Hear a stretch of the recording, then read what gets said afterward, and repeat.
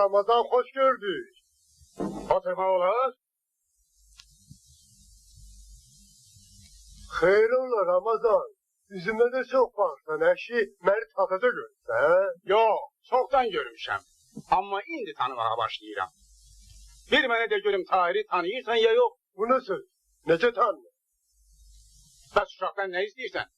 Yoxsa sən elə bilirsən ki, komünizmi tək incinarlar qurur? Ne edirsən əşi? Ne incinar?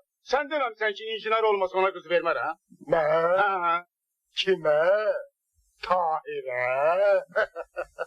Həşi, mən səni yekə kişi bilirdim. Tahir hansı injinardan əksi oğlandı? Bura bax. Gözümün içinə düz bax.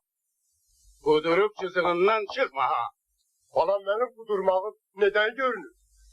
Kızım Lətifə. Gəl özüm buna cavab ver. Yoxsa bu məni çəkiyib, abırına teymə çəkəcək. Salam Ramazan dayı. Mən bilirəm Tahirin xahişi ilə gəlmişsiniz. Bəli, düzdür. Axı usta siz özünüz deyirsiniz ki, yoldaş yoldaşa tən gərək. Tən olmasa gen gərək. Demək Tahirdən üz göndərirsən. Tahir hər il bir bahanə ilə ali təhsildən boyun qaçırır. İndi də İmanova qoşulur. Qoşulanda nə olar? Mənim qaradaşlardan heç gözüm su içmir. Necə? Eşitdin ağa neymə? İncimə usta. Mən Tahirlə şərt etmişəm. Hər gün ali məktəbdə oxumağa başlasa, mən onu istədiyi qədər gözləyəcəyəm. Başlamasa, haqqı salamlıdır kesəcək. Deməli belə? Bəli, belə.